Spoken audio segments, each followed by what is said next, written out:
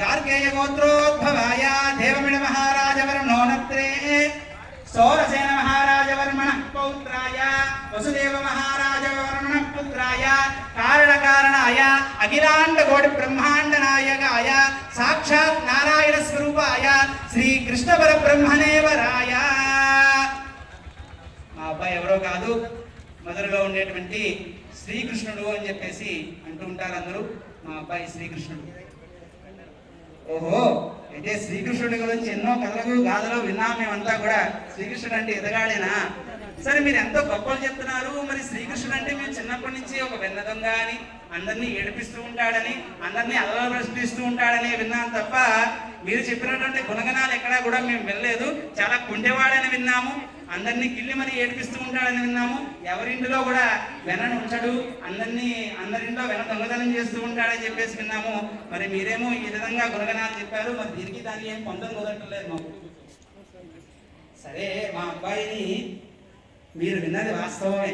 వెన్న దొంగతనం చేస్తాడు, కొంత ఎలా చేస్తాడు, అంతా చిన్నప్పుడు ఎవరైనా సహజంగా చేసేదే. కానీ మా అబ్బాయి వెన్న దొంగతనం చేశారు అని చెప్పేసి మీరు చెప్తున్నారు కదా. వెన్నని దొంగతనం చేయడం వెనక ఒక ఆంతర్యం ఉంది. మా అబ్బాయి ఇది కూడా ఊరికే చేయడు. ఏ ఇంట్లో అయితే వెన్నని దొంగతనం చేస్తాడో ఆ వెన్నతో పాటుగా వారి యొక్క పాపాలను కూడా దొంగతనం చేస్తాడు మా యొక్క శ్రీకృష్ణుడు. అంతే తప్ప వేరే విధంగా ఊరికే వెన్న తినేసి వెళ్ళిపోడు ఆయన. ఏది కూడా ఊరికే ఉంచుకోడు మా అబ్బాయి. కనుక ఎవరింట్లో అయితే వెన్నను దొంగతనం చేస్తాడో వారి పాపాలను కూడా అదే విధంగా దొంగతనం చేసి పుణ్యాన్ని ప్రసాదించేటువంటి నిష్కలంక స్వరూపుడు మా అబ్బాయి. అది దాని యొక్క వెనక ఉన్నటువంటి ఆంతర్యం తప్ప మరి ఏది కాదు. సరే, మీరు మీ యొక్క అబ్బాయి గురించి చెప్పారు. సరే, మా యొక్క అమ్మాయి ఎవరి యొక్క అమ్మాయి అనేటువంటిది మరి మేము కూడా చెప్పాలి కాబట్టి అది సమంజసం కాబట్టి మేము కూడా చెప్తున్నాం. చతుస్సారవర్గందం గోబ్రాహ్మణేభ్యః శుభం భవతు. భార్గవచవన అప్నవాన జమదగ్ని నైధుల పంచావిషయ ప్రవరాన్విత భార్గవస గోత్రోద్భవీం మహాభోజవర్మణో నత్రే భోజ మహారాజవర్మణ పౌత్రీం భీష్మక మహారాజవర్మణ పుత్రీం సాక్షాత్ లక్ష్మీ స్వరూపిణీం రుక్మిణీదేవి నామ్నీమిమాం కన్యాం. మా అమ్మాయి మహాభోజరాజు యొక్క మనవరాలు, అలాగే భోజ మహారాజు యొక్క మనవరాలు, భీష్మక మహారాజు యొక్క ఈ రాజ్యానికి రాజు అయినటువంటి భీష్మక మహారాజు గారి యొక్క కుమార్తె రుక్మిణీదేవి మా అమ్మాయి. సరే, మీ అబ్బాయిని చేసుకోవడానికి మాకు ఎటువంటి అభ్యంతరం లేదు.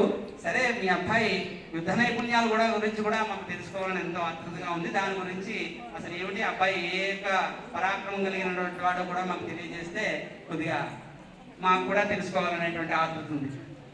అసలు యుద్ధ నైపుణ్యం గురించి అయితే మా అబ్బాయి గురించి ఎవరు చెప్పక్కర్లే. ఎందుకంటే ఎవరైనా 14 ఏళ్ళకో 15 ఏళ్ళకో యుద్ధం నేర్చుకోవడం, 20 ఏళ్ళకి 22 ఏళ్ళకి చిన్న రాజ్యాల మీద యుద్ధాలు వేయడం, లేదంటే ఎవరైనా రాక్షసుని సంహరించడం ఇదంతా జరుగుతుంది. కానీ మా అబ్బాయి అలా కాదు. మా అబ్బాయి పద్ధతి లేదు. ఎందుకంటే పుట్టిన 21 రోజులకే సంహారం మొదలు పెట్టాడు. అయ్యా మా అబ్బాయి తక్కువేమీ కాదు.